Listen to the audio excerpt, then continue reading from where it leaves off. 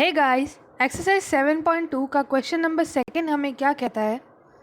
In triangle A B C A D is the perpendicular bisector of B C. Show that triangle A B C is an isosceles triangle in which A B is equal to A C. और इस तरीके का diagram हमें दे रखा है। Question में क्या कह रहा है कि एक ट्राइंगल है ए बी सी जिसमें जो ए डी है वो परपेंडिकुलर बाइसेक्टर है of the side B C of the triangle. Perpendicular bisector का होने का मतलब है कि ए डी बी सी पर 90 डिग्री एंगल पर लाई करता है और बी सी को दो इक्वल पार्ट्स में डिवाइड करता है। अगर डायग्राम में लिख कर देखें तो हमें पता चलेगा कि जो एंगल है ए डी बी और एंगल ए डी सी, ये दोनों एंगल है 90 डिग्री के एंगल, क्योंकि परपेंडिकुलर है। और दूसरी चीज़ बाइसेक्टर है, तो B D is equal to D C. अब हमें कहा जा रहा है कि प्रूव करिए कि ये जो ट्राइंगल है, ट्राइंगल ए बी सी एक आइसोसेलेस ट्राइंगल है जिसकी sides A B is equal to A C. बहुत ही सिंपल क्वेश्चन है, कैसे सॉल्व करते हैं देखते हैं आगे। सॉल्यूशन में हम लिखेंगे given that B D is equal to C D. हमें गिवन है कि ये बी डी इक्वल है सी डी के। ऑल्सो एक और चीज़ क्या गिवन है, angle A D B equals to angle A D C equals to 90 degree. ये चीज़ गिवन है। अब इन दो चीज़ों को, दोनों को ही 1 और 2 मार्क कर लेते हैं हम, ठीक है।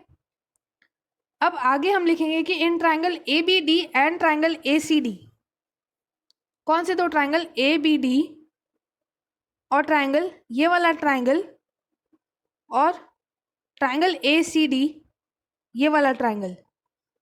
अब इन दोनों ट्राइंगल में क्या चीज़ें हैं हमारे पास, हमें ये पता है that B D is equal to C D. Given का सिर्फ जी लिख रही हूँ मैं यहाँ पे।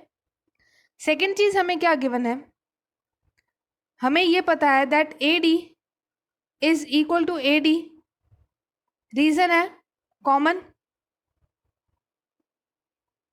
कॉमन का मतलब क्या हुआ कि दोनों ही ट्राइंगल में जो ए डी आर्म है वो कॉमन है। ट्राइंगल ए बी डी में भी ए डी आ रहा है और ट्राइंगल ए सी डी में भी ए डी आ रहा है, तो ये दोनों कॉमन है, तो इसलिए बराबर हो जाएंगे।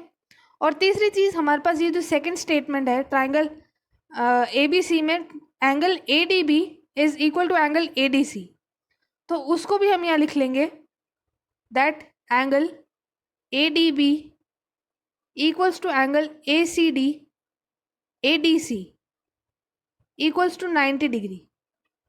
इसका रीज़न भी हमें गिवन है, इसलिए हमने जी लिख दिया। अब इन तीन कंडीशंस को ऑब्जर्व करने पर हमें पता चल रहा है दैट इन दोनों ट्राइंगल में साइड एंगल साइड, यानी कि एस ए एस कॉन्ग्रुएंसी से ये दोनों ट्राइंगल्स कॉन्ग्रुएंट प्रूव हो रहे हैं। तो हम ये लिखेंगे that from S A S congruency rule